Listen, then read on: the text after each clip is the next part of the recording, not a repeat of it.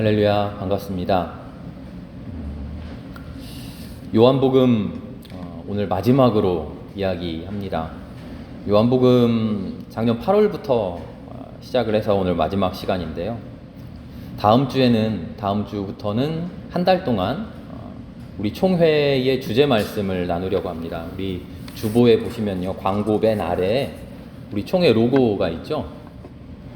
어두움 후에 빛이 오며 하고 생명, 치유, 회복 하고 그 아래 성경 구절이 4가지가 적혀 있습니다. 요한복음과 로마서, 미가서, 시편 말씀이 적혀 있는데요.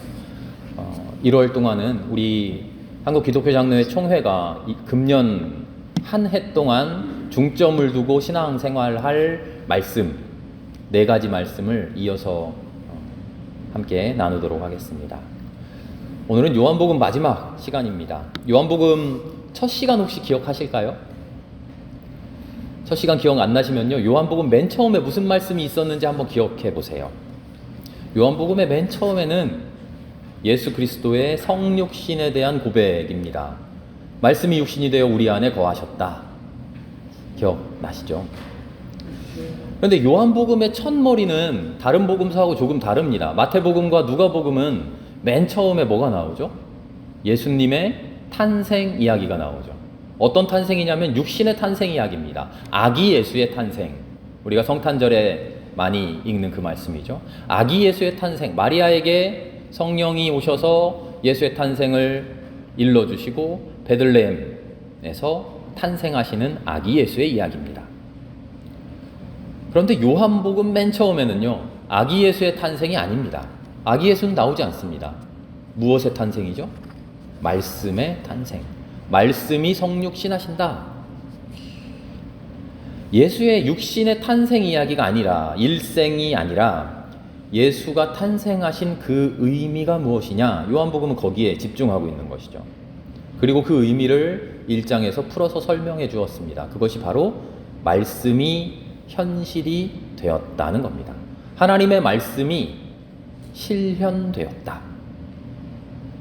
하나님의 말씀이 말이 되어서 그냥 공허한 말로 세상에 날아가 버리는 게 아니라 그 말씀이 실체가 되어서 우리 안에 살아 움직이고 있었다. 그것이 요한복음의 고백인 것이죠. 하나님의 말씀에 대해서 우리는 잘 압니다. 물론 비록 신학자도 아니고 성경 전문가가 아니어서 처음부터 끝까지 막 정확하게 1점 흐트러짐도 없이 알고 있는 그런 알미 아니지만, 그래서 완전히는 모르고 때로는 뒤죽박죽이기도 하고 헷갈리기도 하지만 하나님의 말씀의 핵심이 뭔지, 하나님이 무엇을 말씀하시는지 우리는 그 말씀을 잘 알아요.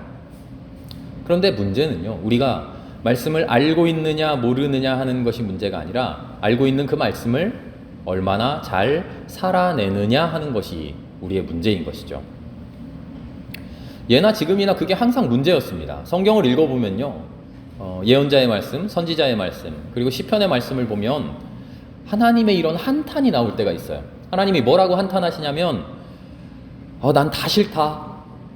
너희들 제사 드리는데 나 제사도 싫고 예배도 싫고 대단한 무슨 예물 가지고 오는데 그런 거 다 싫다. 나는 그저 바라는 게 딱 하나 있는데 공의가 강물처럼 정의가 하수처럼 흐르는 거다. 다른 말로 바꾸자면 내 말대로 사는 거다. 제사 아무리 드리고 막 그럴듯한 예배 드리고 그런 거 다 필요 없고, 내 말씀을 하나님의 말씀이라고 줄줄줄줄 외우고 암송하고 하는 그런 거 다 필요 없는데, 다만 한 가지 바라는 게 있다면 내 말대로 한번 살아보는 거다. 예수님의, 하나님의 그 한탄이죠.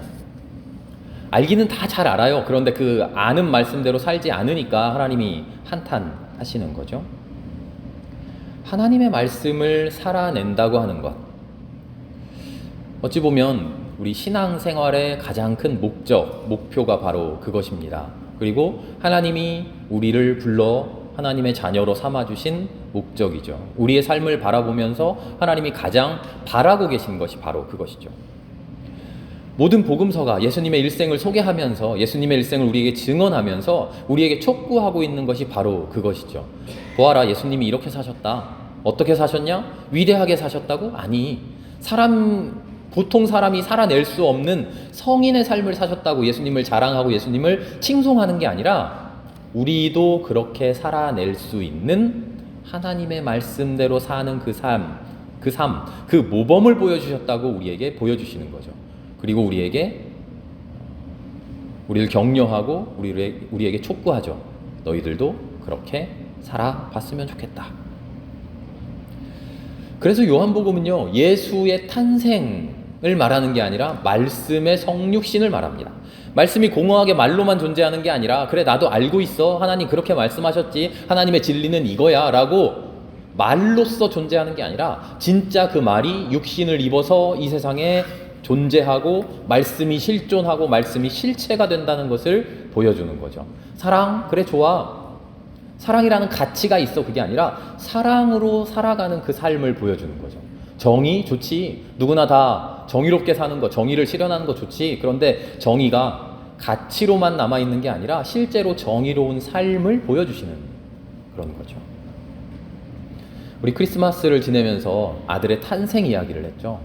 예수님이 2000년 전 마국간에서 태어나신 그 탄생이 아니라 겟세마네 동산에서 피눈물 흘리면서 하나님의 말씀이 내 삶 속에서 이루어지기를 바랍니다, 이루어지도록 그렇게 살겠습니다 라고 고백한 그 순간, 그때 예수님이 하나님의 아들로 탄생했다고 그렇게 이야기 나눴잖아요.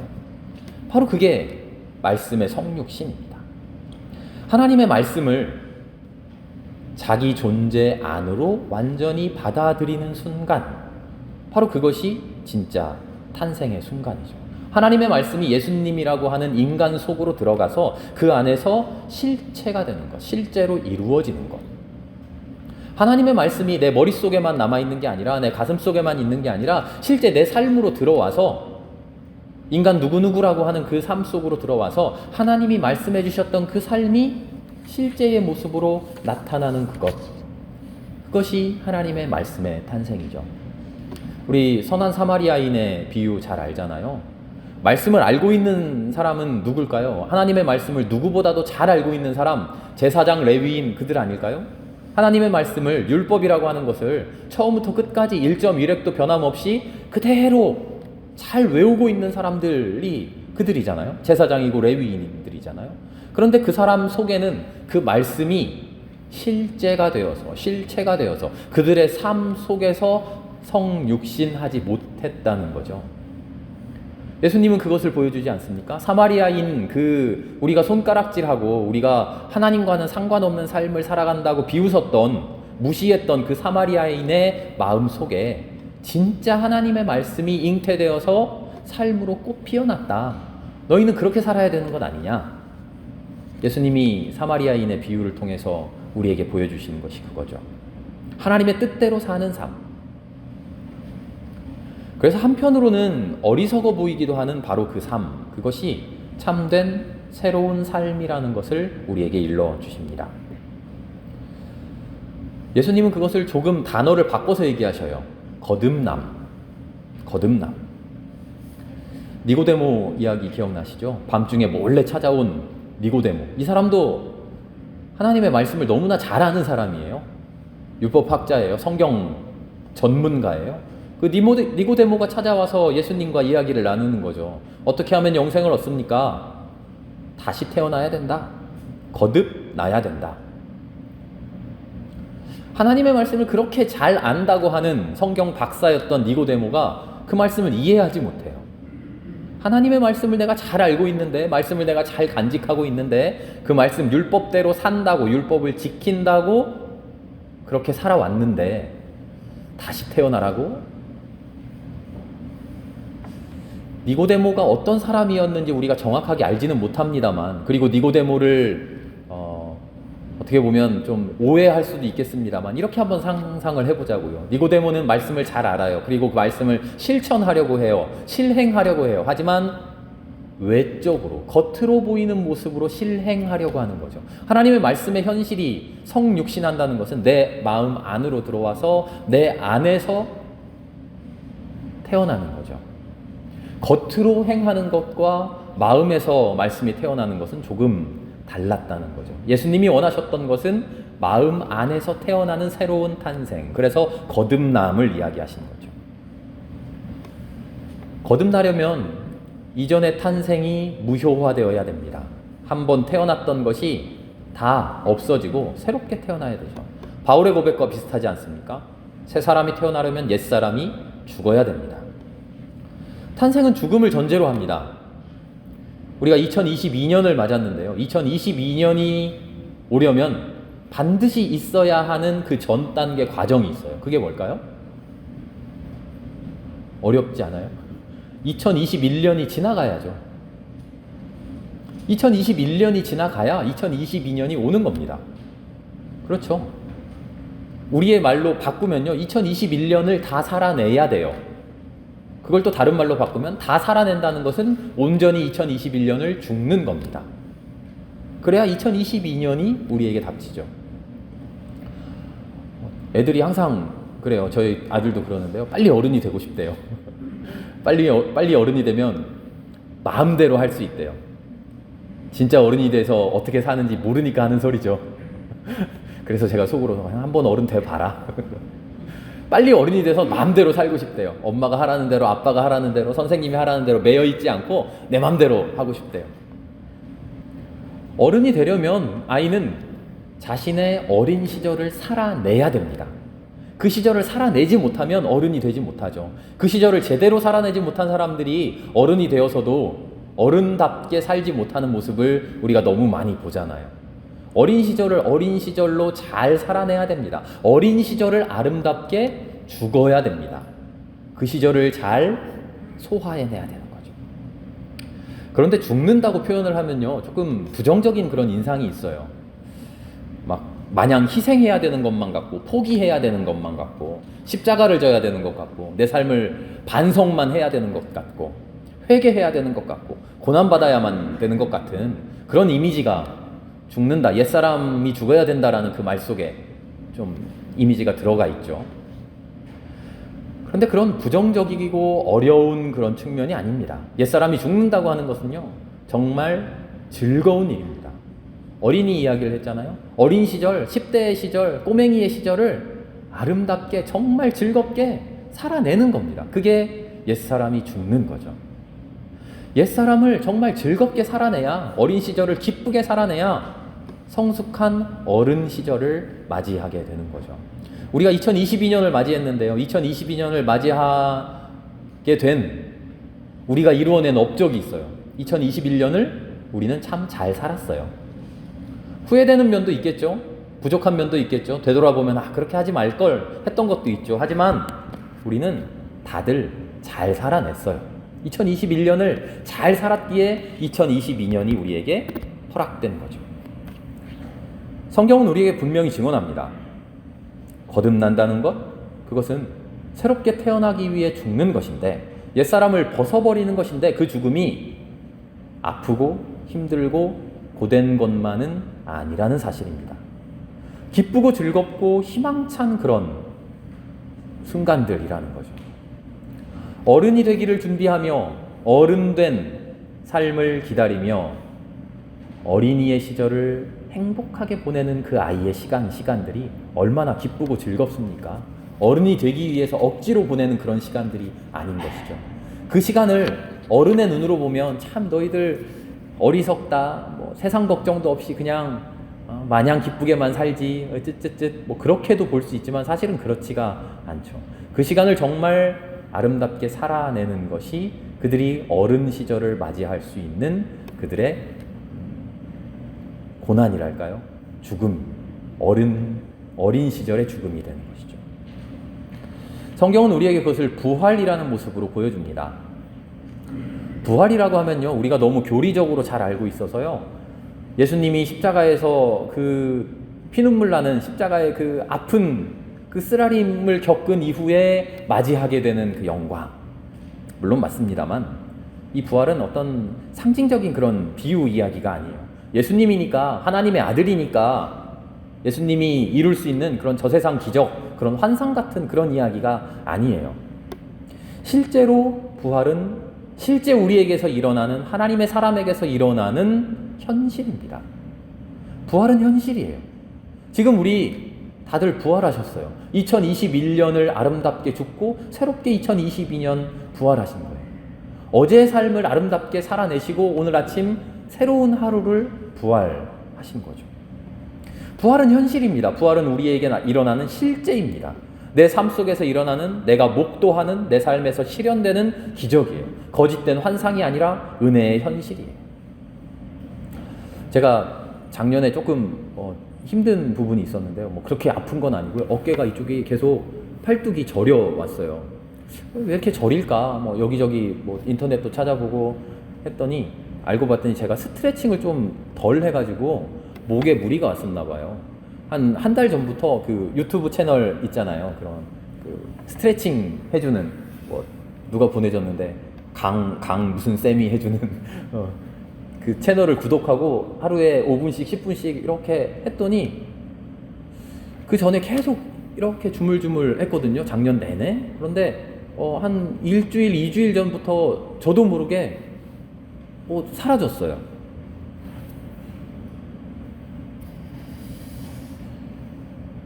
하나님이 주시는 은혜가 여기 팔뚝 좀 저린 거하고 비교가 되겠습니까? 그런데요, 부활은요, 하나님의 은혜를 아는 순간, 말씀을 아는 순간, 그 사랑을 깨닫는 순간, 내가 새로워지는 그 순간 우리에게 불현듯 일어납니다. 어떨 때 일어나냐면요, 내가 노력했을 때. 우리는 부활을 소망한다고 그렇게만 말하는데요. 어떤 교리적인 부활, 내가 죽고 나서 하는 부활에 매달려 있을 때는 그렇게 말하는데요. 그 말은 한편으로는 틀린 말이에요. 맞기도 합니다만. 부활은 소망만 하는 것이 아니라요. 부활은 내가 누려야 돼요. 내가 부활을 살아야 돼요. 내 삶 속에서 부활을 발견해야 돼요. 부활은 아까 뭐라고 말씀드렸냐면요, 내 삶 속에서 나에게서 일어나는 현실이라고 말씀드렸어요. 나에게서 일어나는 현실이라는 그 말을 곱씹어 보면요, 부활은 내가 부활을 찾아갈 때 나에게서 일어나요. 스트레칭 별거 아닌 이야기인데요, 내가 내 팔의 아픔을 알고서요, 이 아픔에서 벗어나고 싶어서 내가 스스로 무언가 노력을 했을 때 나에게 찾아오는 복이에요. 내가 그런 삶을 살아야 돼요. 하나님이 주시는 새 삶이라는 것이 이 팔뚝에 조금 아픈 거 사라지는 그런 정도의 행복일까요? 얼마나 대단한 행복이 우리에게 올까요? 하나님이 주시는 은혜를 한번 생각해 보세요. 구원받는다는 것, 새롭게 살아갈 수 있다는 것, 내가 완전히 새롭게 태어난다는 것, 나의 삶이 하나님이 주시는 행복으로 가득 찬다는 것, 그거 생각만 하면 벅차지 않나요? 그런데 그 삶이 그냥 오는 게 아니라 내가 누리는 현실, 내가 누리는 부활이어서 내가 하나님의 말씀으로 향해 열려 있고, 내가 매일매일 조금씩 스트레칭하고 목 이렇게 돌리고 하듯이 내가 하나님의 말씀을 매일매일 묵상하고, 내가 하나님께로 매일매일 다가가기 위해 조금씩 기도하고, 하나님의 말씀을 조금이라도 읽어보려고 노력하고, 하나님께 찬양하면서 조금이라도 기뻐보려고 노력하는 그 나의 노력이 쌓이고 쌓였을 때, 나에게로 와라 내 어여쁜 자야 일어나 함께 가자 하시는 그 손길을 붙들려고 하는 나의 응답이 있을 때, 그것이 쌓이고 쌓여서 나에게서 일어나는 현실이 된다는 거죠. 나의 응답이 없으면 부활은 나에게서 일어나는 현실이 되지 않습니다. 나의 응답이 없으면 부활은 예수님에게서 일어나는, 우리가 TV를 보면서 예수님 무슨 영화 보면서 야 예수님 부활하셨네 하고 우리가 바라보는 저 멀리에서 일어나는 현실이 될 뿐입니다. 그래서 말은 그럴듯하지만 우리의 삶에서 일어나지 않는 소망하는 부활이 될 뿐입니다. 부활을 소망만 하는 게 아니라 부활을 누려야 됩니다. 부활을 현실로서 살아내야 됩니다. 그러려면 내가 하나님께로 조금씩 다가가야 되죠. 주여 부활하고 싶습니다. 주여 새롭게 태어나고 싶습니다. 주님의 삶의 현실을 살아내고 싶습니다. 주님께서 일러주신 그 진실대로, 그 마음대로, 그 말씀대로 살아내고 싶습니다. 하나님의 말씀이 내 삶 속에 떨어졌는데 그냥 떨어져만 있는 게 아니라 그게 내 안에서 성육신 새롭게 태어나고 싶습니다. 그 마음을, 그 말씀을, 진리를 내가 꽃 피워내고 싶습니다. 말씀이 육신이 되어서 우리 안에 거하셨다. 예수의 삶이 바로 그것이다. 우리에게 증언해 주신 것처럼 그 말씀이 예수에게만 떨어지는 게 아니라 나에게도 떨어져서 내 안에서 꽃 피어나고 있다. 우리가 그렇게 하나님 앞에 고백할 수 있어야 되지 않을까요? 하나님이 이미 우리에게서 부활을 새로운 탄생을 이루고 계십니다. 우리가 지금 이 자리에 살아있다고 하는 것, 이 자리에 나와서 예배드리고 있다고 하는 것, 2022년을 맞이했다고 하는 것, 어젯밤 잘 자고 일어나서 오늘 새로운 하루를 맞이했다고 하는 것, 지금 숨 쉬면서 이 현실을, 이 현재의 순간을 계속 살아내고 있다고 하는 것, 그것이 우리가 부활하고 있는 증거입니다. 그 부활을 그런데 우리는 깨닫고 증거하고 하나님 앞에 찬양해야 됩니다. 사실 오늘까지 하고 요한복음 마치려고요. 마지막 부활에 대한 증언 여러 가지 이야기들 있잖아요. 조금 생략했는데요. 도마 이야기 알잖아요. 의심 많은 도마라고 이야기하죠. 부활하신 예수님이 나타났는데 도마가 믿지 못해요. 도마가 믿지 못해요. 물론 도마가 진짜 믿었느냐 믿지 못했느냐 뭐 해석의 여지가 있겠습니다만 도마가 믿지 못합니다. 수많은 사람들이 믿지 못합니다. 믿는 사람이 있고 믿지 못하는 사람이 있습니다. 믿지 못하고 주님의 부활의 현실을 받아들이지 못하는 수많은 사람들이 있어요. 그런데 그런 사람들이 있다고 해서 예수님의 부활의 현실이 거짓인가요? 다시 물어볼게요. 예수님은 부활하셨는데 그것을 믿지 못하는 사람들에게는 예수님의 부활이라고 하는 현실이, 예수님의 부활이라고 하는 역사가 그들에게 현실로 다가오느냐 하는 거죠. 말을 바꿔봅니다. 하나님 우리에게 귀한 은혜 내려주셨습니다. 우리의 삶을 매일매일 부활시켜주고 계십니다. 하나님의 은혜로 가득 채워주고 계십니다. 그런데 그 은혜 속으로 내가 걸어 들어가지 못하고 그 은혜를 깨닫지 못하고 그 은혜를 누리지 못하면 예수님 부활하셨는데 그것 믿지 못하는 도마처럼 도마에게 예수님의 부활이라고 하는 현실이 되어서 은혜로서 가슴 벅차게 다가오지 못하는 것처럼 2000년 동안 수많은 사람들이 예수님을 받아들이지 못하고 예수님을 깨닫지 못하고 부활의 현실을 감사하고 찬양하지 못했던 것처럼 나에게도 이미 일어난 그 부활의 현실이 나에게도 내가 주님의 손을 잡지 못하고 주님을 받아들이지 못하고 매일매일 주님께로 나아가지 못하고 기도하지 못하고 찬양하지 못한다면 나에게서 이미 이루어지고 있는 그 부활의 현실이 나는 알지 못하는 그저 저 세상 환상 이야기처럼 흘러 지나가게 될지 모른다는 겁니다. 2022년 우리에게 새해가 주어졌습니다. 항상 주님은 우리에게 기회를 새롭게 주십니다. 그 기회를 혹시라도 지금까지 그냥 흘려보냈다면 이번 기회는 꼭 잡을 수 있기를 바랍니다. 나에게서 일어나는 부활의 현실, 나에게서 매일매일 하나님이 이루어주시는 새로운 탄생, 그 탄생을 붙들고 주님께 기도하고 주님께 엎드려져서 그 탄생을, 새로운 삶을 아름답게 살아갈 수 있는 우리가 될 수 있기를 기도합니다. 함께 읽은 말씀에 예수님이 이렇게 말씀하셨어요. 너희에게 평화가 있기를 빈다. 아버지께서 나를 보내신 것 같이 나도 너희를 보낸다. 성령을 받아라. 성령을 받아라. 우리 곁에 이미 와 계신 그 성령을 우리가 우리 마음을 열어 받아들이는 저와 여러분 모두가 될 수 있기를 기도합니다. 함께 기도하겠습니다.